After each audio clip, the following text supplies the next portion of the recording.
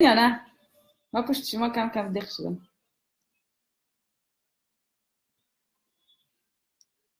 خیلی خیلی ببخشین خب؟ خیلی ببخشین که وقت شما مال در فیسبوک گرفته میشه و در فیسبوک هستین. در فیسبوک بودن خوب نیست، اما فیسبوک زیادتر به عنوان یک کانال خبر، کانال مخابرات است. اگر از این لحاظ فیسبوک استفاده کنیم، فیسبوک یک چیز خیلی عالی است. اگر فیسبوک چیز کنیم که در فیسبوک بریم و چیزایی که میبینیم ازش غمگین شویم و پریشان شویم یا که دق شویم و در زندگی من نقص داشته باشه، بعد است فیسبوک. اما فیسبوک اگر از لحاظ آگاهی ببینیم که فیسبوک ما رو چقدر میتونه کمک کنه، با همدیگر ارتباط بگیریم، مشکلات همدیگر رو حل کنیم، نه فیسبوک واقعا عالی است. اما خوب است کدام وقت خودم زیادی در فیسبوک نمانم مثل مواری. من البته یک منظور دارم، یک چیز دارم از اینکه در فیسبوک میایم با شما صحبت نکنم، نه. اما شما لطفاً زیاد وقت در فیسبوک استفاده نکنین. اگر کدام چیزی خاصی نمیکنین در فیسبوک، بهتر است که وقتاً در دیگه چیز استفاده کنین. خواه دوستا دیگه چطور هستین؟ خوب هستین؟ جان منجور اول بخیر. کومنتار را کم بخوانم چون خیلی دیر است با شما در تماس نبودم.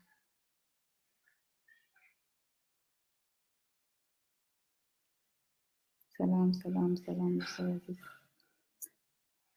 امیدوارم خوب باشین، امیدوارم خوش باشین، امیدوارم هر روزی که میگذره شما بتانین آرامش زندگی خود زیادتر بکنین.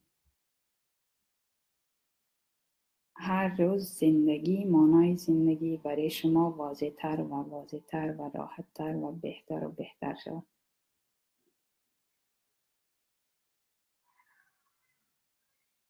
و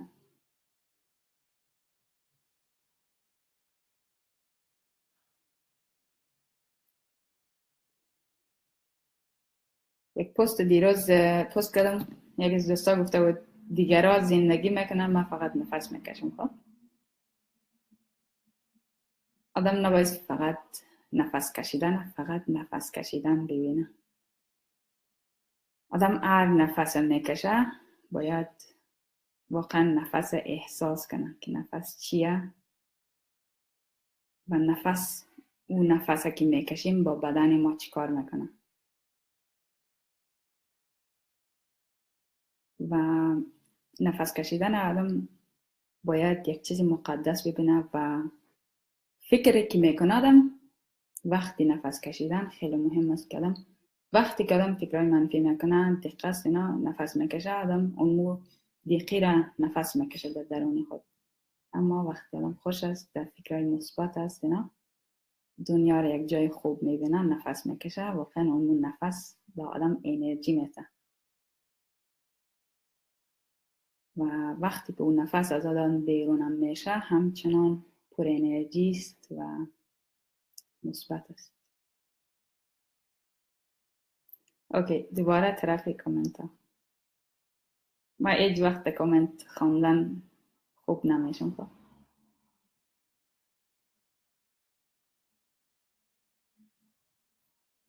یک چیز دیگه دوستا که من مثلا کامنت شما را کم پسند بخونم هیچ چی نمیفهم خود، چون ما اون وقت یک چیز میگم بعدا شما کامنت دادین بعدا اون که میخوانم فهمیدنش سخت میشه. خو دوستا، پیشتر با یک از خواهرای عزیز گپ زدم به تلفن از کویت و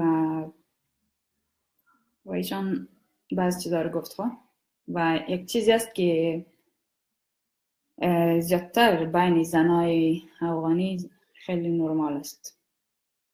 اینکه ما کلگی ما کار میکنیم مثلا اول اینه که ورزش زیادتر ماندیم برای مردا که مردا فقط ورزش میکنن، مردا فقط بدن میسازه، از این میکنه از اون میکنه و زنای ما زیاد ورزش نمیکنن، چیز نمیکنن، اما در خانه کار زیاد میکنن، فعال هستن، اما اونمو ورزش ها اونمو حرکت هایی را که تمام روز انجام میتن چی میکنن اونمو را چون درست انجام نمیتن او نه که ورزش نمیشه هیچ، بلکه بدنشان هم سرش فشار میاد و بدن خودم خراب میکنه، سر بدن خود فشار میاره.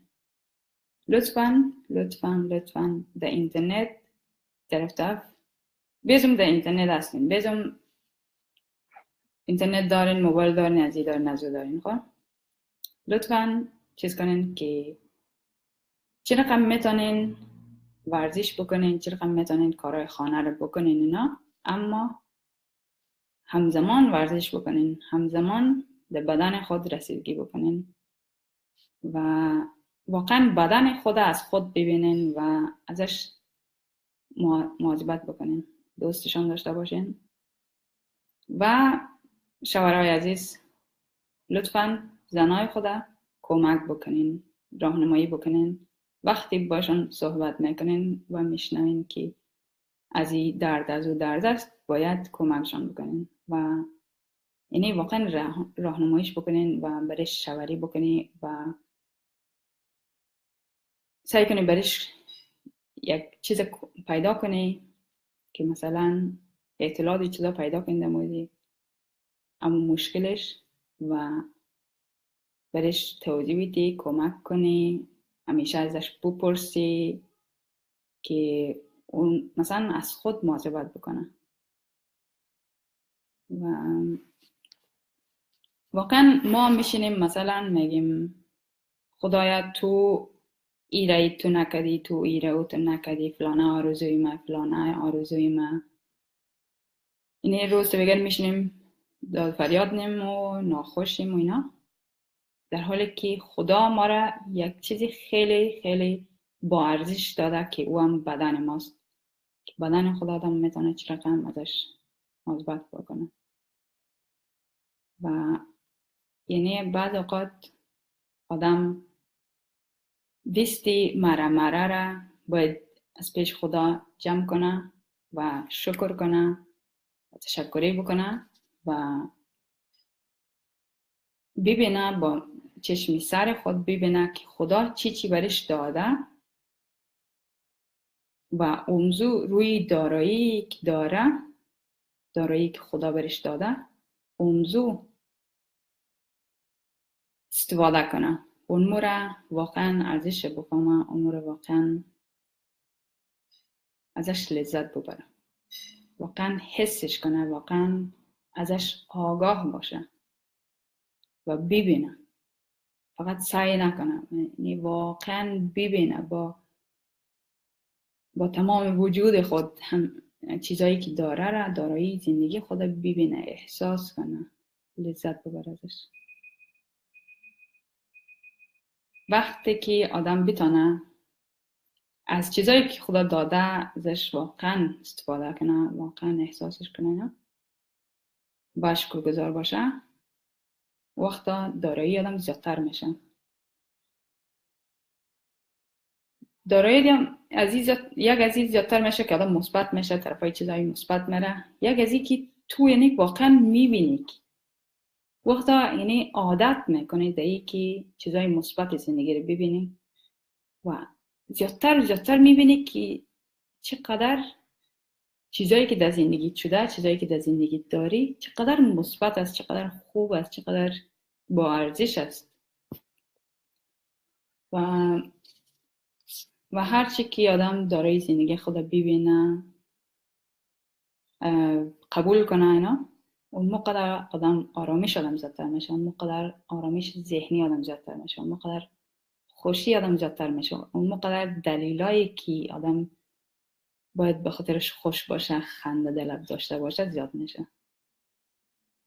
و اون موقع وقتی انسان مثبت باشه، چیز باشه، اون موقع دیگرها خوش داره، نزدیک آدم بیاین، خوش داره یک بخش زندگی آدم باشه، چون آدم خوش است و انرژی میتاده دیگران.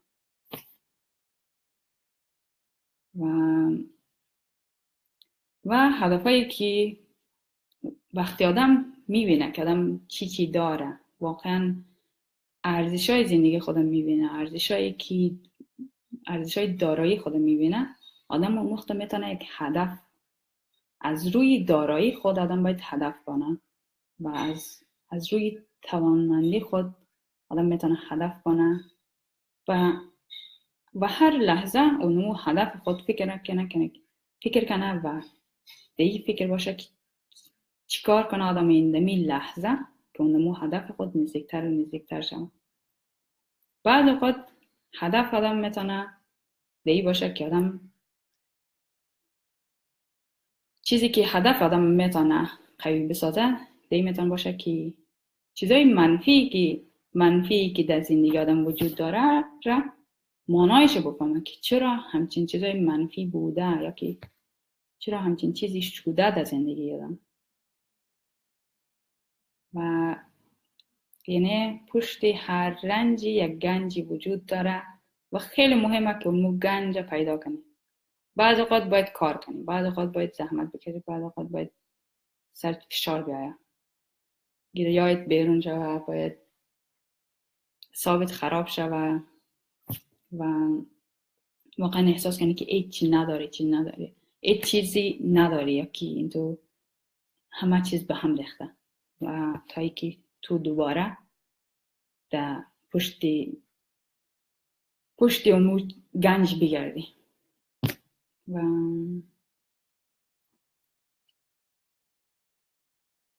دوستا یک از پست‌ها رو من در فیسبوک مانده بودم که گفته بودم هدف شما از زندگی چیست؟ کسی که انسانایی که در زندگی در روی کره زمین باید زیادترین هدف داشته باشه ما افغانی هستیم، چون وطن ما یک از بدبخت‌ترین کشور است. یعنی هر کسی دیگه میتونه به هدف هم تو فقط زندگی کنه، اما ما باید هدف داشته باشیم، ما باید هر کدوم ما هدف داشته باشیم.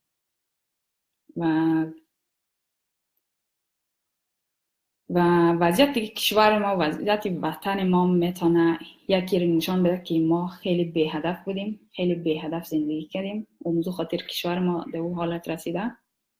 یا یکی هم میتونه نشان دهنده از این باشه که ما کلگی ما بی هدف هستیم، کلگی ما هدفهای خود از دست دادیم، مثلا کنترل خود از دست دادیم به خاطر تشویش زیاد، غم زیاد، از این زیاد. و واقعا هدف خیلی مهم است. شما باید هر روز باید فکر کنین، با خود آشنا شوین، خود بشناسین، در چیزایی که لایق هستین باید پیدا کنین که در چی لایق هستین، در چیزایی که ضعیف هستین باید پیدا کنین که در چی چیزایی ضعیف هستین و خود لطوکوب نکنین، خود سرزنش نکنین به خاطر چیزایی ضعیفتان. اگر در یک چیز ضعیف هستین حتما در یک چیز دیگه قوی هستین. خوب است که آدم شناسایی کنه که آدم در کدام بخش مهارت داره، در کدام بخش زیاد برش جالب نیست. و اینه با خود باید آدم آشنا شوه و هدف بانه برای خود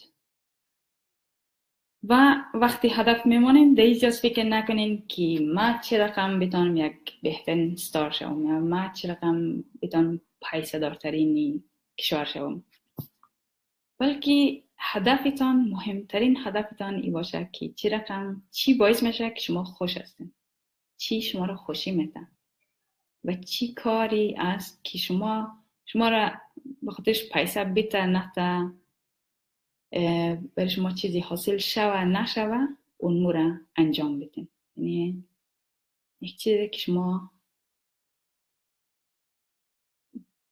یعنی بدون دلیل بدون کدام چیز اون کار بکن. و اولین و بزرگترین هدفتان باید اینمی باشه که اینمی لحظه آرامش باشین. اینمی لحظه با دار و ندارتان، با دار و ندار دنیا، اینمی لحظه در آرامش باشین و خوشحال باشین. چون شما فقط اینمی لحظه زنده هستین. میفهمین؟ شما این اصلا بیماناست که شما بشینین فردا فردا فردا فردا و فردا یک سایی که شما فردا نشده شما میمورین و یعنی کل ارمانتون در دلتون میمانه، کل آرزوهایتون همتون میمانه و بغیر از هیچ فایده ای شما در دیگه مثلا در دنیا در مردم اینا نرسیده، چون شما به هدف زندگی کردین و چون نمیفهمیدین هدفتان چی است، ناخوش بودین و یک آدم بد اخلاق و بد رفتار رو به فایده بودین. یعنی وقتا واقعا به هدف زندگی کردین. و یک چیزی که مرا آزار میده در جامعه افغانی، در جامعه ما، این چیز است که ما زیادی در گذشته و در آینده زیاد فکر میکنیم و اینمی لحظه فکر نمیکنیم که اینمی لحظه ما در کجاستیم، اینمی لحظه ما در چی دنیایی هستیم، در چی حالتی هستیم، اینمی لحظه ما چقدر خوش هستیم، اینمی لحظه ما چقدر لذت میبریم از زندگی. یکی فردا چی داشتم چی نداشتم اینا اصلا فایده نداره، اصلا مهم نیست. چون وقتا آدم مرده، آدم اگر به خاطر آینده زندگی کنه آدم مرده. یعنی اینمی لحظه آدم مرده است. اگر آدم زیاد در گذشتم فکر کنه همچنان مرده، چون تو نمیتونی گذشته رو تغییر بدی و آیندم که برای استرس میده. یعنی واقعا اگر میخوای لذت ببری، میخوای هدفت از خوشی است، باید اینمی لحظه زندگی کنی و اینمی لحظه باید فکر کنی که چی است که تو را زیاد خوش مسازه و یعنی واقعا برای زنده بودن تو یک ارزش میده، یک معنا میده و او چی است که مثلا واقعا تو هستی. و من در این باور هستم که چیزی که من دوست دارم کل دیگرها دوست نداره بکنه و یعنی هر کدام ما خیلی خاص هستیم، هر کدام ما خیلی عجیب غریب هستیم، خود ما هستیم و ما وقتی واقعا زنده هستیم که اون کاری را که واقعا دوست داریم اون کار میکنیم. یعنی اون وقت یعنی واقعا قلب ما، وجود ما، بدن ما، همه چیز ما، اخلاق ما، یعنی وجود ما یعنی واقعا وجود داره، واقعا یعنی اصل است، یعنی همه چیز یک است. اما وقتی آدم نمیشناسه خودم و فکر کنم ما رنگ وجودی ما نارنجی است اما ما سعی میکنم گلابی باشم، اون وقتا یک چیز میشه که مثلا ما چیزی که واقعا هستم، چیزی که هستم ما درک نکردم، نشناختم و ما فکر میکنم ما میخوایم گلابی باشم، در حالی که ما نارنجی هستم و ما دمو رای نارنجی که میرم، یعنی ما واقعا قدرتمند هستم، ما واقعا یعنی مهارت دارم، خوش هستم، وجود دارم. و وقتی که اون رای خود واقعا میرم، همه چیز دیگه فراموش میشه. یعنی همه فکر ذکر و همه چیزیم اون راست و اون وقت است فقط که آدم واقعا خوشی واقعی را احساس میکنه. خوشی واقعی را، چون که آدم از لذت اون کاری را که تو واقعا برش دلت میتپره، اون باعث میشه که تو یادت بره که در آینده فکر کنی، یادت میره که در گذشته فکر کنی و ایندمی لحظه هستی، ایندمی لحظه. و یک چیزی بود دوستا که یک چند مدت پیش در ذهنم آمدم تو، و ای بود که ما مثلا میگیم امام زمان، نه؟ امام زمان یعنی چی؟ امام زمان یعنی کی؟ امام زمان به نظر ما یعنی اینمی لحظه را پریست،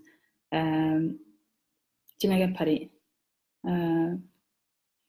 بپرستی.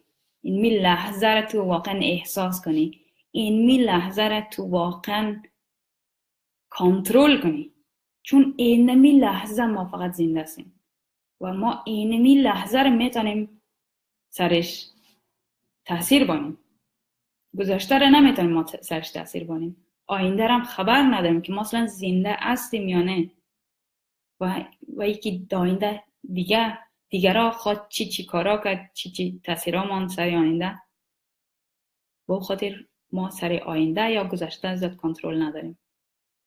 و وقتی که ما هر کدام ما بتونیم اینمی لحظه رو واقعا احساس کنیم، اینمی زمان اینمی لحظه رو کنترل کنیم، احساس کنیم، واقعا زدش زنده باشیم و ازش لذت ببریم، اون وقتا ما فکر میکنم امام زمان ظهور میکنه.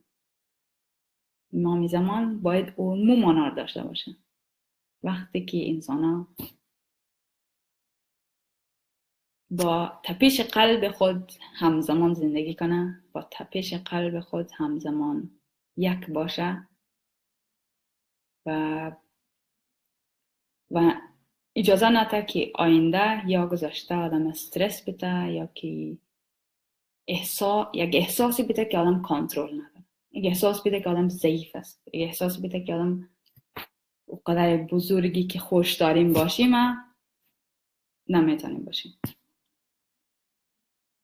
من نمیفهم چقدرتان واقعا در امام زمان اینا باور دارین اما در نظر ما، برای ما امام زمان ظهور کرده و این معنایش این میست که این لحظه را زندگی کنی، این لحظه را کنترل کنی، این لحظه را یعنی واقعا چیز کنی، نگذاره که تاریخ و عزیب و عزو و این چیزای رنگارنگ سری تو کنترل داشته باشه و تو را باید یک چیز بیته که تو باید اینی کار بکنی، اینی کار بکنی، اینی کار بکنی، از اول زندگی تا آخر زندگی باید این چیزا باید بکنی دیگه، خلاص این میمانای زندگیت میشه.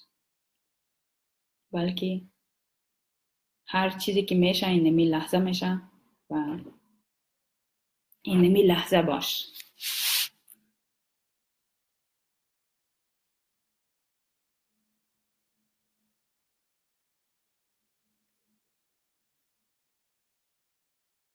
بسیار خیلی خوشحال شدم خیلی ما گپ زدم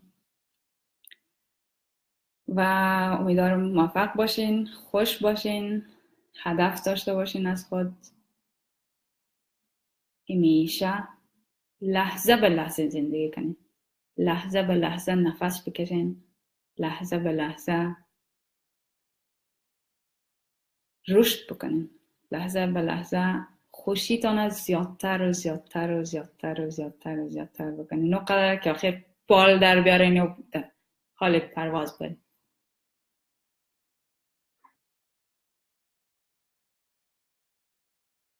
مواظب خود باشین، خودت دوست داشته باشین و کم خودخواه باشین. اوکی؟ همیشه در خود فکر کنین، همیشه در خود فکر کنین که چرا میتونین بهتر شوین. همیشه با خود در رقابت باشین، با خود رقابت داشته باشین که شما چقدر میتونین بهتر از دیروز باشین. اشتباهی رو که دیروز کردین دیگه نکنین، امروز نکنین. اگه دیروز دق بودین امروز دق نباشین، امروز بهتر باشین، امروز خوشحالتر باشین. با وجودی که دیگران میخواد شما دق باشین، با وجودی که دیگران میخواد شما بدبخت باشین، موفق نباشین، خوش نباشین، اما شما بهتر از دیروز باشین، شما بهتر از اویی که دیروز بودین باشین، خوشحالتر باشین. یادتان نره خوشی خوشی خوشی خوشی مهم است. اگر دق بودین، اگر دلتان گرفتینا، گریه بکنین، دق باشین، سمسه خالی بکنین. مثل یک جام است دل آدمم که پر میشه مثلا میریزه پر میشه، آخر دیگه باید خالیش کنین. خب دل پر غم یا دل پر آدم نمیتونه خوش باشه، نه؟ اون هم آدم پس نگاه میکنه، اون هم آدم احساس میکنه که ضعیف است، آدم عزیز است. اما اون رو خالی بکنین، در خود این اجازه رو بدین که اون گلاس خالی بکنین هر چند مدتی، بدون از اینکه دش بد ببینین، بدون از اینکه خود مجازات بکنین، خود ضعیف ببینین. اینا اون جام خالی بکنین و دوباره شروع کنین، دوباره شروع کنین، دوباره شروع کنین. همیشه هدفتان باید طرف خوشی باشه و یکی چرا میتونین خوش باشین و فقط وقتی که خوش هستین خود زنده ببینین، میفهمین؟ و وقتی که دق هستین فکر کنین شما در یک حالتی رفتین که بریک گرفتین، وقت استارت شده، زندگیتان استارت شده اینا، و شما باید خود خالی بکنین، خود فراموش بکنین. چیزا اقدر فکر کردش که فراموش شوه، فکرتان خسته شوه از فکر کردن دو و فراموش بکنین و دوباره شروع کنین و دوباره شروع بکنین. خوش باشین، خوش باشین، خوش باشین. مواظب خود باشین. خداحافظ.